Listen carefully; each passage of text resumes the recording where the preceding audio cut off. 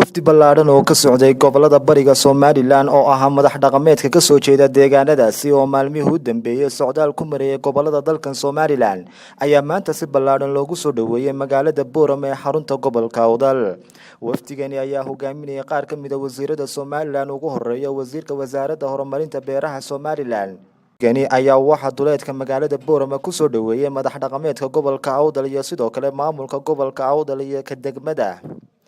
intaasi kadib wafdigani ayaa waxa loo soo galbiyay jaamacadda Amuud ana goobtaasi laga soo jeediyay hadallo u badnaa mahadnaq iyo soo dhaweyn. waxaana ugu horeyn halkaasi ka hadlay barasaafka gobolka Awdal iyo maayarka degmada Boorama iyo sidoo kale wasiirka wasaaradda horumarinta beeraha Somaliland ayaa waxay yiraahdeen soo dhawaada waxaan idinku soo dhaweynaynaa oo kale nabadda iyo deganaanta iyo dawladnimadu horumarka ay leedahay inaad si aragtaan soo dhaweynta ay niyadda wanaagsan ku dheehan tahay ee saako dhan aanu la joognay annagoo ka turjumaysna shacbiga reer Boorame waxa halkan noo farxada iyadoo waliba shacbiga aanu ku dhannayn marka de Boorame aanu leenahay ilaa dhalinyartii ka timay jaamacadaha timay reer Boorame marka halka joogan way soo dhaweynayeen runtii farxadna way ku soo dhaweynayeen kulli hadalka intiisa badan waxaan uga tagayaa wasiiradii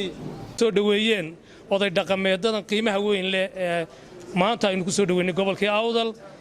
caasimadii Boorama oo runtii sharaf iyo karaamo noo tahay inaanu maanta halkan ugu soo dhaweyno oo aan muddo badan in sugaynay inaad halkan runtii aad timaadaan oo nu raagsanay runtii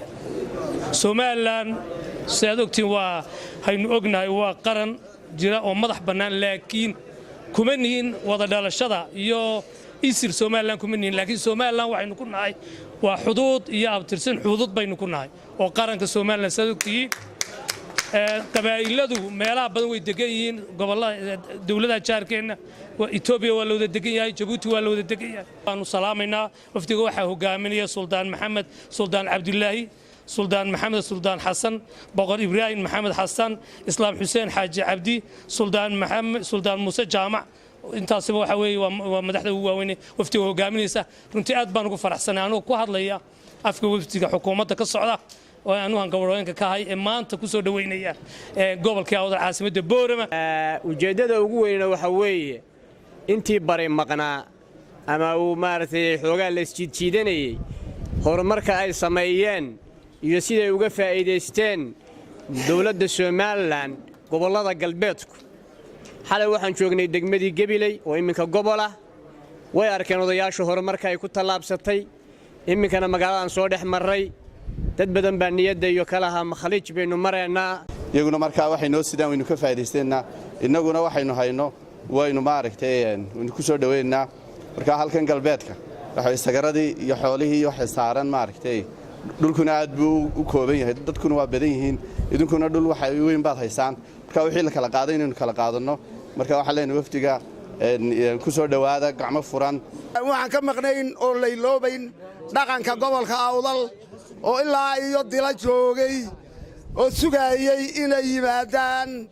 hoggaanka dhaqanka gobolada bariga nooguna yimaadaan gobolka Awdal halka joogtiin waa caasimadii nabadda